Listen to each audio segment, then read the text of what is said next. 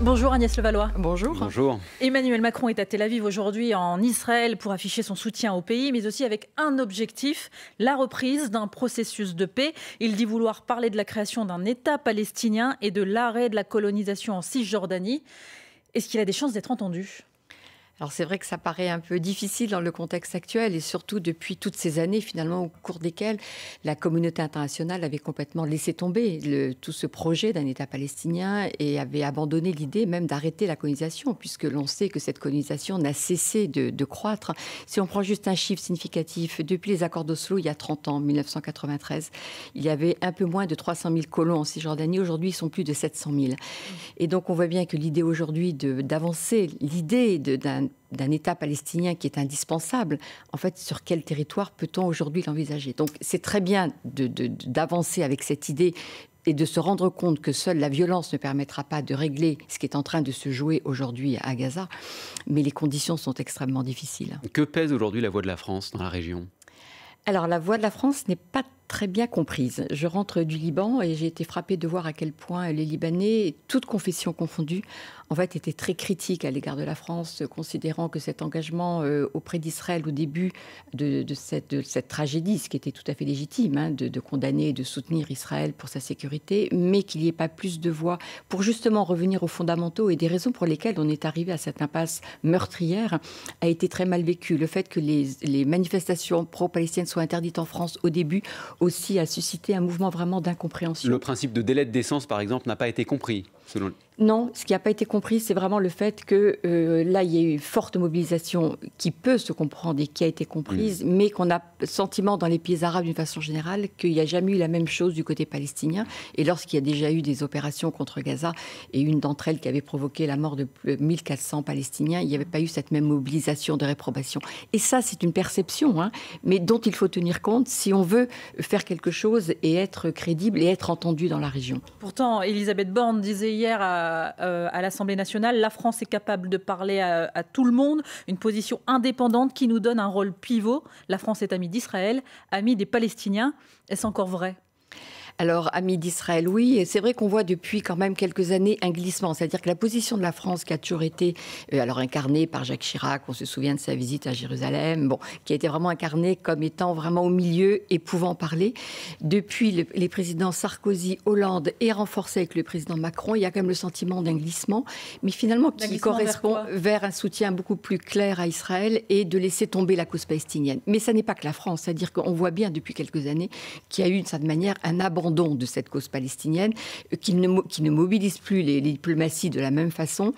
Et les accords d'Abraham, ces fameux accords qui ont été signés entre Israël et certains pays arabes, ont donné l'illusion que cette cause palestinienne n'existait plus. On l'a mis sous le tapis en se disant, ça y est, c'est fini, on propose une paix économique et il n'y a plus de revendication de souveraineté palestinienne. Donc c'est ça qui a entamé le crédit de la France, dans la région. Oui. Est-ce que vous pensez qu'il a une chance de rencontrer l'autorité palestinienne, que ce soit à Ramallah ou ailleurs, Mahmoud Abbas donc, et s'il le fait, avec quel objectif ? Alors, il a des chances de pouvoir le rencontrer si les Israéliens l'autorisent, parce que toute la question, pour des raisons aussi de sécurité, c'est de savoir si les Israéliens vont lui permettre de se rendre à Ramallah.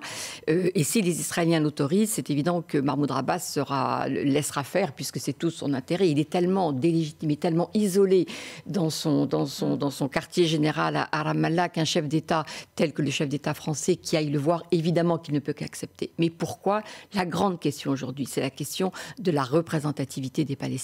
Puisqu'on sait que Mahmoud Abbas, ce vieux chef d'État usé, qui a refusé des élections il y a quelques années, qu'il aurait effectivement balayé puisque les Palestiniens n'en peuvent plus, ne représente plus grand-chose et n'est même plus admis par sa propre population. Agnès Levallois, ces dernières heures, le gouvernement israélien a décidé d'intensifier les frappes sur la bande de Gaza, des frappes avant une intervention militaire au sol. Si intervention militaire au sol il y a, le conflit prend une autre dimension ? Oui, et tout va dépendre de l'intensité de cette offensive terrestre. Il me semble qu'effectivement, cette offensive terrestre va avoir lieu. Mais tout va dépendre de son intensité. Si c'est juste une intervention, j'allais dire, rapide, peut-être que ça pourra aller. Si cette offensive est vraiment importante, avec évidemment à la clé un nombre de morts considérable des deux côtés, palestiniens mais aussi israéliens. Là, je crois qu'on peut aller vraiment vers le pire, puisque certains autres acteurs régionaux ne pourront pas rester inactifs en raison de toute la rhétorique qu'ils ont développée autour de ça. Le risque d'embrasement, notamment de la part de l'Iran, qui dit la situation peut devenir incontrôlable? Oui, c'est-à-dire que je crois que jusqu'à aujourd'hui, ni l'Iran ni le Hezbollah n'ont envie d'ouvrir un deuxième front au nord du pays. On parle beaucoup de ce risque d'embrasement vis-à-vis du Liban. Pour l'instant, il y a des roquettes envoyées par le Hezbollah, il y a des ripostes de la part d'Israël, mais qui sont quand même relativement mesurés, même s'il y a déjà eu des morts. Mais ça reste mesuré, parce que le Hezbollah ne veut pas rentrer dans une confrontation directe avec Israël, et l'Iran, pour l'instant, ne le veut pas. Mais je crains que si l'offensive terrestre soit vraiment de grande importance, et ben à ce moment-là, il sera très difficile pour l'Iran et le Hezbollah, qui n'a pas cessé de dire qu'il interviendrait, qu'il ne pouvait pas laisser tomber les Palestiniens et le Hamas. Comment pourra-t-il justifier de ne pas intervenir? Agnès Levallois, vous dites il me semble que l'intervention terrestre va avoir lieu. Ça fait 2 semaines qu'on dit qu'elle est imminente. Elle n'a toujours pas eu lieu. Pour quelles raisons, selon vous? Est-ce que c'est d'abord des raisons militaires, des raisons politiques? Alors je pense militaire, mais également politique, parce qu'on sait qu'il y a quand même des pressions importantes de la part des Américains. J'imagine qu'aussi le président français abordera cette question, parce que la grande crainte pour tous les observateurs, c'est de savoir que ça va être un massacre, puisque l'armée israélienne rentrant, eh bien, ça va être vraiment des combats qui vont être pratiquement du corps à corps, et donc on sait que c'est très dangereux. Et une autre raison aussi pour laquelle les Israéliens attendent, c'est qu'ils veulent aussi déjà détruire le plus d'infrastructures du Hamas possible, pour que justement l'invasion ou l'offensive terrestre soit moins violente et moins dramatique en termes de bilan. Anéantir le Hamas, c'est l'objectif affiché des Israéliens. Selon vous, est-ce que la population de Gaza est otage du Hamas ou alors soutient ce groupe terroriste? Alors c'est très difficile parce qu'il n'y a pas de sondage permettant de savoir ce qu'il en est. Je pense que dans un premier temps, la population de Gaza, même si elle condamne une partie d'entre elles, c'est l'opération en Israël qui a été vraiment dramatique, en même temps ça a remis la question palestinienne sur le devant de la scène et enfin on re-regarde à nouveau ce qui se passe et le fait que cette population n'a toujours pas d'État 70 ans après, en dépit de toutes les promesses et les engagements de la communauté internationale. Ça c'est le premier point. En même temps, maintenant avec la violence de la riposte israélienne, on est à plus de 5000 morts, dont évidemment la grande majorité de civils. Ce sont les chiffres donnés par le Hamas. Par le Hamas. On voit bien que c'est extrêmement compliqué de savoir si la population de Gaza qui vit sous les bombes accepte toujours ou soutient. Je ne suis pas sûre que le Hamas soit soutenu par la majorité de la population à Gaza, mais déjà depuis quelque temps, puisqu'il y avait une usure du pouvoir à Gaza de la part du Hamas. Donc c'est sûrement des sentiments très ambivalents. Mais vu les conditions de vie insupportables aujourd'hui à Gaza, je pense que quand même la question du soutien se pose. Agnès Levallois, spécialiste du Proche-Orient et l'invité de France Info jusqu'à 9h. On vous retrouve juste après le fil info 8h41. Maxime Glorieux. Alors que l'ONU appelle à un cessez-le-feu immédiat, Israël continue de bombarder la bande de Gaza avec 140 morts cette nuit selon le Hamas. Le Hamas, dont plusieurs chefs ont été tués, annonce l'armée israélienne, avec au total 400 cibles détruites en 24 heures. Une semaine après l'attentat de Bruxelles, 2 Tunisiens domiciliés en région parisienne ont été mis en examen et écroués. Les investigations se poursuivent pour préciser leur lien avec le terroriste qui a tué 2 Suédois à l'arme de guerre. Des retraités dans la rue aujourd'hui à l'appel de 9 organisations syndicales. Ils demandent une revalorisation des pensions de retraite de 10%, soit le double de la promesse du gouvernement le mois dernier. Libérée de la tutelle exercée par son père pendant plus de 10 ans, Britney Spears sort ses mémoires aujourd'hui. Intitulée La femme en moi, la star américaine se livre sur ses troubles mentaux et raconte sa bataille judiciaire. France Info. Le 8-30 France Info, Jérôme Chapuis, Salia Braclia. Toujours avec Agnès Levallois, vice-présidente de l'IREMO, l'Institut d'études et de recherche méditerranéen du Moyen-Orient. On parlait avant la pause de cette intervention militaire au sol qui n'est toujours pas d'actualité. Qu'est-ce qui fait hésiter Benyamin Netanyahou selon vous? Est-ce que c'est la question des otages israéliens, mais pas seulement israéliens, qui sont retenus dans la bande de Gaza? Oui, bien sûr. Le fait d'avoir plus de 200 otages dans la bande de Gaza est un frein, puisqu'on sait très bien que si l'offensive terrestre, lorsqu'elle va commencer, si les otages n'ont pas été libérés auparavant, eh bien évidemment, ça risque de mettre en danger la vie de ces otages. Et que parmi les otages, il y a beaucoup de binationaux. Il y a des Américains, il y a des Français, il y a des Canadiens. Enfin, il y a de nombreuses nationalités. Et donc, il y a aussi des pressions de la part des pays concernés pour demander à Netanyahou, comme la France, un otage. Absolument, de faire attention et peut-être d'essayer de tout faire pour d'abord obtenir la libération.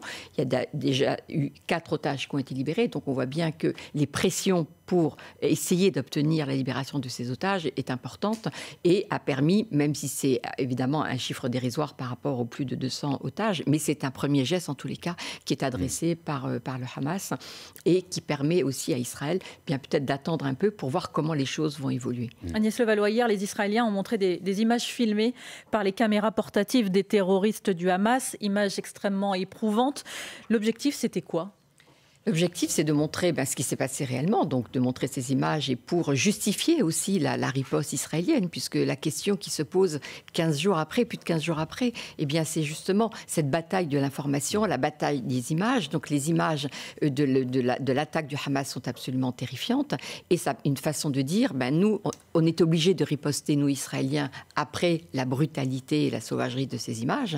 Et donc, ça permet aussi d'atténuer les images que l'on voit de la destruction de la bande de Gaza. Donc on est vraiment les uns contre les autres et ces images participent finalement de cette idée de montrer que si Israël réagit aussi violemment, c'est parce que les images de l'attaque du Hamas ont été d'une violence extrême. Mais est-ce qu'elles ont le moindre impact dans le monde arabe, ces images ?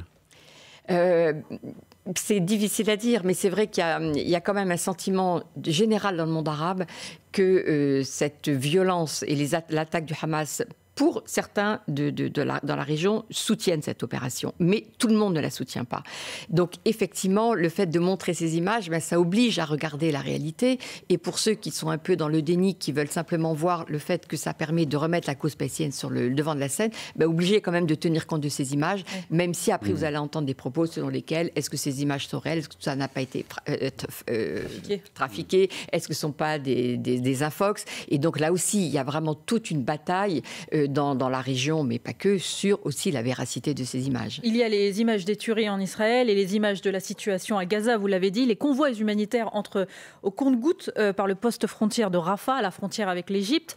L'UE et l'ONU demandent une pause humanitaire pour permettre à l'aide humanitaire d'être distribuée en continu. Il y a des chances que ce soit entendu ? Alors c'est que pour l'instant, on est vraiment dans une aide au compte-gouttes, puisqu'on dit qu'il faut au moins 100 camions par jour pour pouvoir assurer les besoins élémentaires, et on est à peine 20 par jour. Donc on voit bien qu'il y a vraiment un fossé qui est absolument considérable.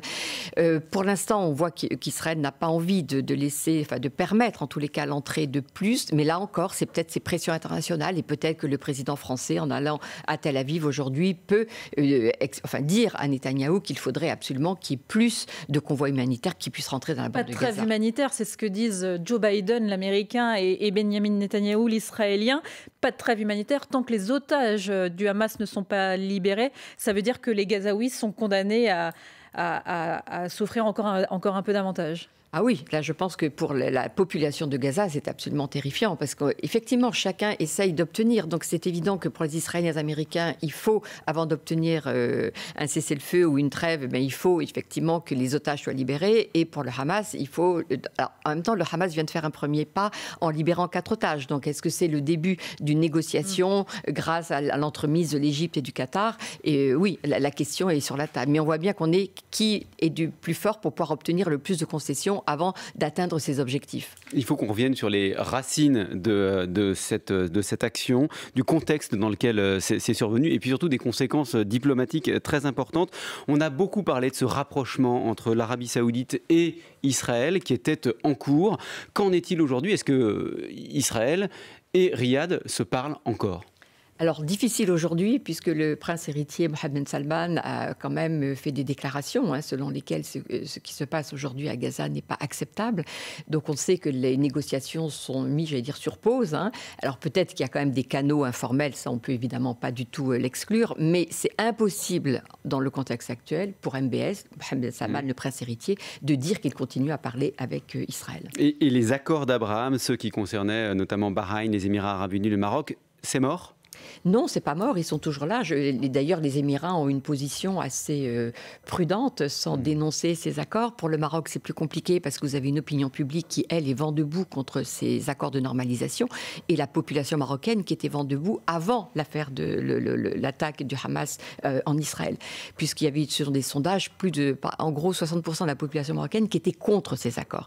Donc pour le roi du Maroc aujourd'hui, c'est impossible de faire des déclarations de quelque nature que ce soit. Il ne peut que condamner. En revanche, les Émirats, vous avez une population d'1 million d'habitants sur 10 millions dans les Émirats, donc l'opinion publique ne compte pas véritablement.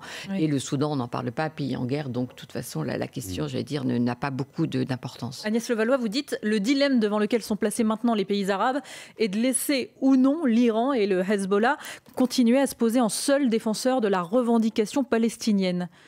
Que doivent-ils faire selon vous ? Eh bien, ce qu'il doit faire, c'est, alors pour ceux qui ont normalisé ou qui sont tentés de normaliser avec Israël, de mettre des vraies conditions, c'est-à-dire d'imposer un règlement de la question israélo-palestinienne, de dire oui, effectivement, nous on veut bien normaliser et intégrer Israël dans nos relations diplomatiques, mais il faut absolument que les Palestiniens aient un État, enfin en tous les cas, qu'on ne considère pas que cette question palestinienne n'existe plus. Ça a vraiment été un leurre dont tout le monde En fait, les pays arabes, les premiers, ont laissé faire, ont oublié les Palestiniens ? Bien sûr, bien sûr. Quand il y a eu ces accords de normalisation, c'était... Alors, sur le papier, les Marocains ont dit si, on va continuer à défendre la cause palestinienne. Les Émirats n'ont même pas pris cette peine, si je puis dire. Et donc, effectivement, ça a été un abandon avec le leurre que finalement, tout le monde se lassait de cette situation. Plus personne ne voulait s'y intéresser. Et donc, on s'est accommodé. N'oublions pas, le blocus de Gaza date de 2007. C'est-à-dire une population qui vit complètement enfermée, sans possibilité de sortir, sauf à avoir un permis donné par les Israéliens au compte-gouttes ou par les Égyptiens de l'autre côté. La communauté internationale a complètement accepté cette idée de prendre complètement, de rendre une population prisonnière depuis 16 ans. Et ce désintérêt des pays arabes, mais aussi des Occidentaux pour la cause palestinienne, l'Iran en profite aujourd'hui. Complètement, c'est-à-dire que l'Iran, du coup, s'est toujours présenté comme étant le dernier pays de la région, même un des derniers pays sur la scène internationale, qui s'intéressait et qui défendait la question palestinienne. Ce qui lui a donné une aura dans la région et ce qui lui permet d'être très proche d'un mouvement comme le Hamas, alors qu'il y a une différence entre les deux. L'Iran, premier pays chiite, alors que le Hamas est un mouvement sunnite. Mais donc là, on passe complètement au-delà de ces frontières. Donc c'est pour ça que c'est en rien une question religieuse, mais c'est une question géopolitique, évidemment. Il y a juste rapidement un nom qu'on n'a pas évoqué depuis le début, c'est celui de Vladimir Poutine, lui-même engagé dans une guerre en Ukraine. Est-ce que vous diriez que ce qui se passe aujourd'hui, ça l'arrange, ou alors il n'entre pas du tout dans le jeu? Ça l'arrange complètement, parce que les regards se sont complètement détournés de son action et de la guerre qu'il mène aujourd'hui en Ukraine. Et ça lui permet même de faire des déclarations selon lesquelles il faudra absolument laisser rentrer l'aide humanitaire. Donc il peut se poser, et là il peut, lui, pour le coup, engranger des gains pour la suite, puisque c'est un acteur qui parle absolument avec tout le monde. Il a de très bonnes relations avec Israël, avec les Palestiniens, avec la Turquie, avec l'Iran, avec la Syrie. Enfin, c'est vraiment, là pour le coup, s'il y a un acteur dans la région qui parle avec tout le monde, c'est bien la Russie. Alors je crois que la Russie n'a pas vraiment le temps actuellement parce que sa priorité c'est la guerre en Ukraine, mais il pourrait éventuellement tirer de grands bénéfices de cette situation. Agnès Levallois, spécialiste du Moyen-Orient et l'invité de France Info jusqu'à 9h. On vous retrouve juste après le fil info 8h51. Maxime Glorieux. 9 franco-israéliens sont portés disparus, bilan revu à la hausse par Emmanuel Macron. Nous sommes avec Israël par le deuil, écrit le chef de l'État sur le réseau social X. Il est en route pour Jérusalem où il rencontrera le Premier ministre israélien Benjamin Netanyahou. 177 kilos d'emballage par an et par habitant en Europe. Les eurodéputés voteront aujourd'hui un texte visant à mieux les recycler. Sur France Info, le président de la commission environnement Pascal Canfin pointe des enseignes qui selon lui empêche de faire passer le texte, McDonald's, KFC ou encore Dunkin' Donuts. 156 personnes évacuées de camping dans les Alpes-Maritimes, l'autoroute A8 en partie coupée et des crèches fermées. Le département est en vigilance orange, jusqu'à 120 mm de pluie attendue localement. Après le rugby, place au basket avec le retour de la NBA, le championnat américain, mais il faudra attendre demain soir pour assister au premier pas de la jeune star française Victor Wembanyama sur les parquets du championnat américain. France Info. Le 8-30 France Info, Jérôme Chapuis, Salia Braclia. Toujours avec Agnès Levallois, spécialiste du Proche-Orient et vice-présidente de l'IREMO, l'Institut d'études et de recherche méditerranéen du Moyen-Orient. Emmanuel Macron est actuellement en route pour Jérusalem afin de rencontrer le Premier ministre israélien Benjamin Netanyahou. Depuis le début de la guerre, les politiques se déchirent en France pour savoir... sur la question en fait du contexte qui a provoqué l'attaque du 7 octobre, est-ce que vous diriez que, comme certains politiques en France, que la radicalité du gouvernement Netanyahou a conduit à ce désastre ? Oui, ça a conduit à ce désastre parce que c'est vrai qu'on voit depuis presque un an quand même un renforcement de la colonisation en Cisjordanie. Alors là, on ne parle plus de Gaza, mais de la Cisjordanie, qui est l'autre partie de ce qui pourrait être un territoire palestinien. Et surtout, un renforcement de l'armée en Cisjordanie pour accompagner, protéger les colons qui se renforcent en Cisjordanie et qui régulièrement mènent des opérations contre les Palestiniens. Et donc, il y a eu une partie de l'armée qui était près de la bande de Gaza, qui a été mise au service de la protection des colons en Cisjordanie, et donc ce qui a complètement dégarni le front proche de Gaza, avec en plus le sentiment pour les Israéliens, pour les militaires, que de toute façon, avec cette barrière de sécurité qui sépare la bande de Gaza du territoire israélien, les moyens techniques étaient suffisants pour protéger d'une attaque, et on a bien vu que ce n'était pas suffisant. Donc beaucoup de voix s'élèvent en Israël aujourd'hui pour dire, mais ce soutien tellement fort apporté par ce gouvernement aux colons a mis une grande partie des moyens de l'armée au service des colons, au détriment de la sécurité d'Israël. Mais l'homme que va rencontrer Emmanuel Macron tout à l'heure, Benjamin Netanyahou, est-ce que vous diriez que c'est un Premier ministre en sursis ? Oui, on voit clairement, et quand on voit justement la nature du débat en Israël même, alors après les premiers jours de choc, évidemment, la situation, les critiques se sont fait pas très importantes, mais aujourd'hui, les critiques sont quand même très fortes en Israël, justement, qui remet en question la façon dont Netanyahou gère la situation depuis qu'il a accepté de mettre en place cette coalition, qui est une coalition, rappelons-le, quand même composée de ministres d'extrême droite et des colons, et donc avec toutes les questions que cela pose sur la gestion et sur aussi le fait, n'oublions pas, il y a eu déjà plus de 300 morts palestiniens en Cisjordanie, dû au fait de ce comportement des colons qui descendent dans les villages et qui tuent des Palestiniens, dont on ne parle plus aujourd'hui parce qu'évidemment les yeux sont tournés vers ce qui se passe à Gaza, mais qui montre aussi cette violence entretenue et maintenue en Cisjordanie pour la satisfaction de la partie la plus à droite de ce gouvernement. Si la société israélienne a pris conscience de la radicalité du gouvernement Netanyahou, je reviens du coup à ma première question au début de l'entretien, avec l'objectif affiché du président Macron, un État palestinien et l'arrêt de la colonisation de la Cisjordanie. Ça, en fait, ça peut être recevable en fait, pour la population israélienne ?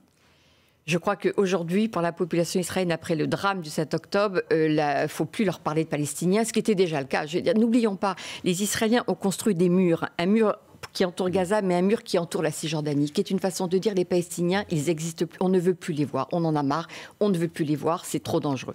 Cette affaire remet la question et oblige les Israéliens à regarder à nouveau que les Palestiniens existent et qu'on ne va pas les faire disparaître, ça n'est pas possible.